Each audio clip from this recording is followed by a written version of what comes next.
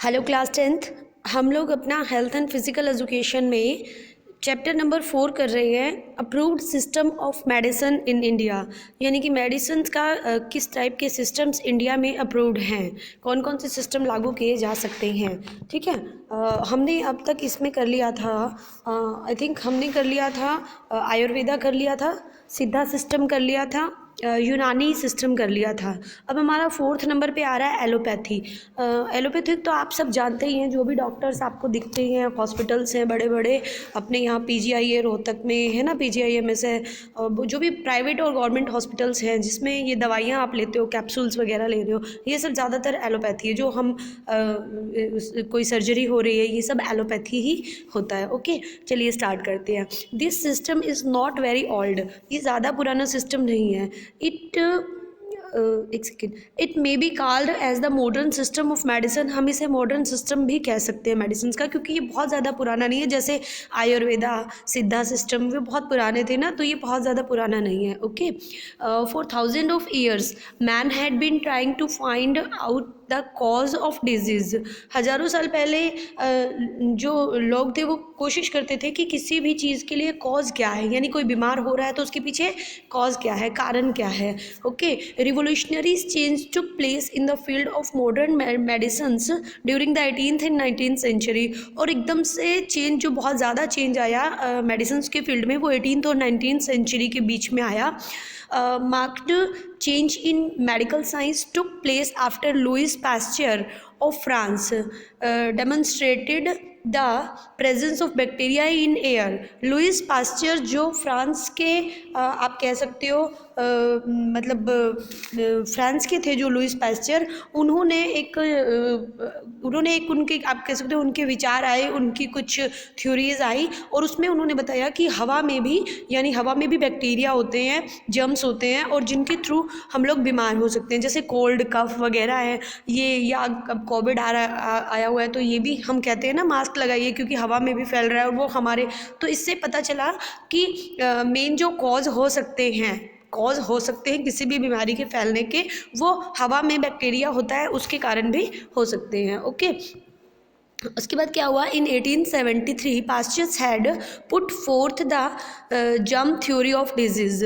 ठीक है, prior of the this Edward Jenner had discovered vaccination against smallpox in the year of 1796। आपको पता है, मैं पहले भी बता चुकी हूँ कि अपने लिए ये जो स्मॉल पॉक्स है या ट्यूबरक्लोसिस है यानी टीबी, जो आज के टाइम में हमें बीमारी बहुत छोटी लगती है ना, ये सारी बीमारी उस टाइम पीरियड में बहुत ज़्यादा बड़ी लगती थी, क्योंकि इनका कोई इलाज नहीं होता था।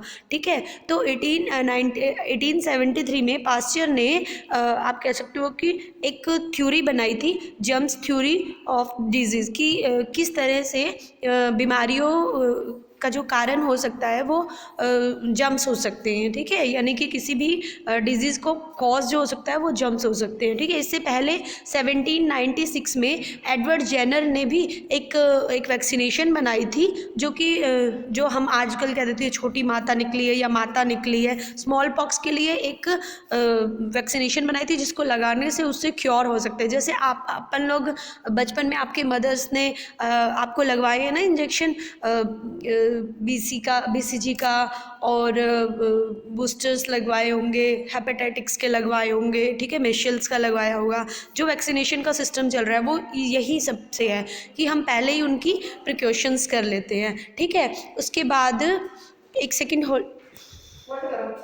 तो यानी इस तरह से वैक्सीनेशन बनाई जाती हैं और वो हमें दी जाती है ताकि हम आगे बीमारी ना हमें लगे, डिजीज़ ना लगे हमें। ठीक है, उसके बाद क्या हुआ भाई, उसके बाद वो कह रहे हैं कि as a result of these achievements, यानी कि स्मॉल पॉक्स वगैरह की वैक्सीनेशन बनने के बाद, some of disease could be controlled by prevention measures such as pasteurisations, proper disposal of sewage and disinfection etcetera.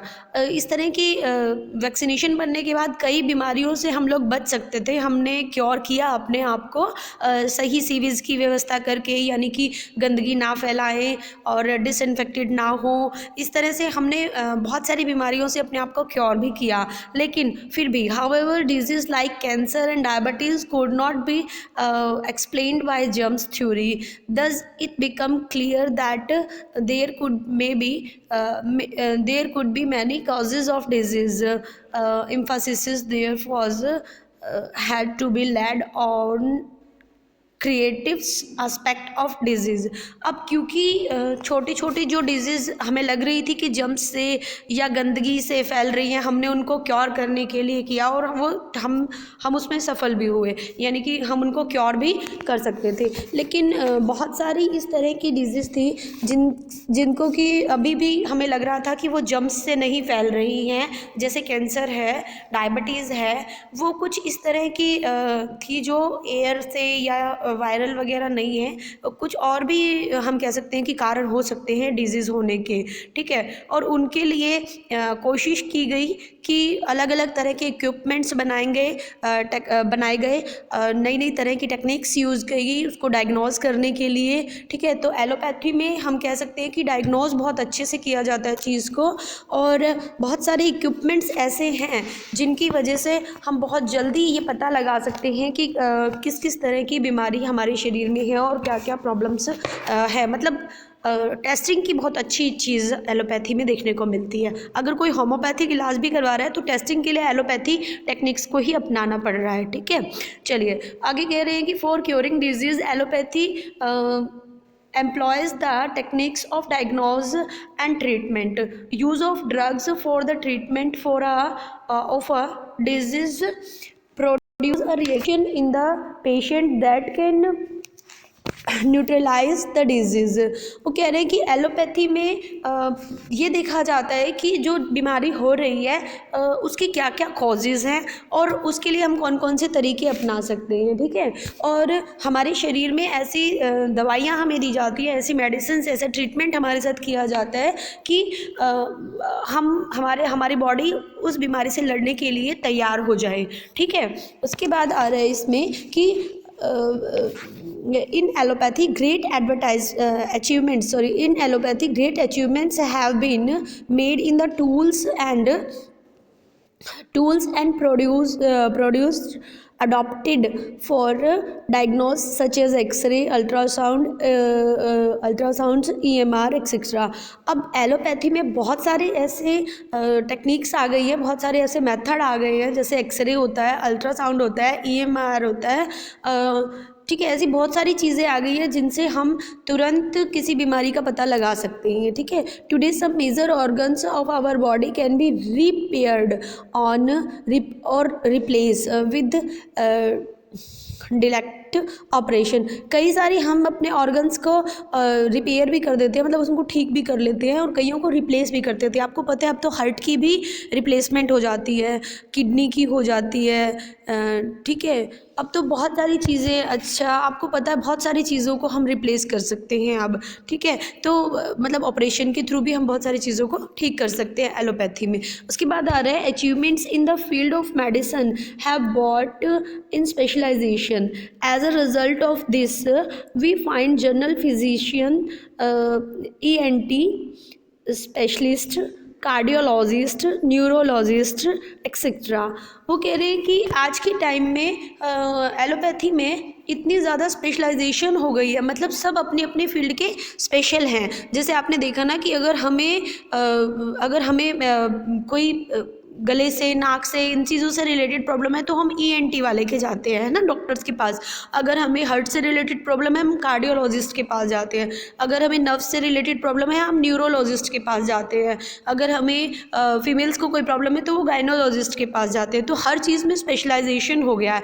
अब कोई जो स्पेशल सिर्फ एक ही चीज़ का डॉक्टर होता है तो उसको तुरंत उस चीज़ की पता चल जाती है। जैसे अगर आप नॉर्मल किसी और डॉक्टर्स के पास जाओगे ना, आपके हार्ट बीट से उसे कुछ खास फर्क नहीं पड़ता, बट अगर आप कार्डियोलॉजिस्ट के पास जा रहे हो और अगर आपके हार्ट में थोड़ी भी दिक्कत है तो सिर्फ वो आपको टच करके आपके हार्ट की वो हार्ट रेट सुनते ही वो बता देगा कि आपको कोई प्रॉब्लम है। तो स्पेशलिस्ट जो होते हैं वो तुरंत आपको बता देते हैं कि कहाँ प्रॉब्लम है। तो एलोपैथी में इस तरह से स्पेशलिस्ट भी बहुत ज़्यादा है।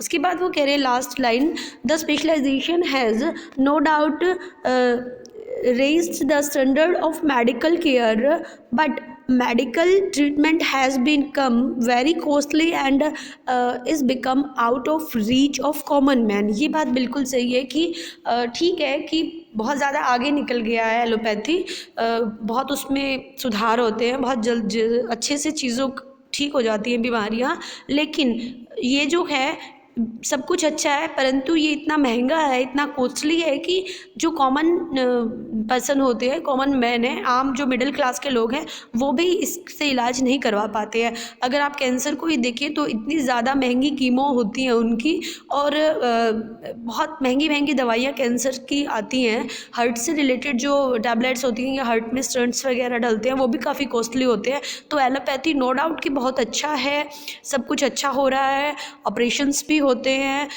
रिपेयर भी होता है, रिप्लेस भी होता है, परंतु वो फिर भी बहुत महंगा होता है, आम गरीब आदमी उसकी पहुंच में नहीं होता। परंतु जैसे आयुष्मान भारत के थ्रू और भी बहुत सारे प्रोसेस हैं जो गरीबों के लिए बनाए गए हैं, परंतु उनको ढंग से उसका प्रॉफिट मिलना चाहिए। ठीक है, करप्शन बहुत है इंडिया में, इसलिए वो चीज़ें भी लोगों को नहीं मिल पाती हैं। नेक्स्ट जो हम करेंगे, हम होम्योपैथी का करेंगे नेक्स्ट वीडियो में। Okay, thank you.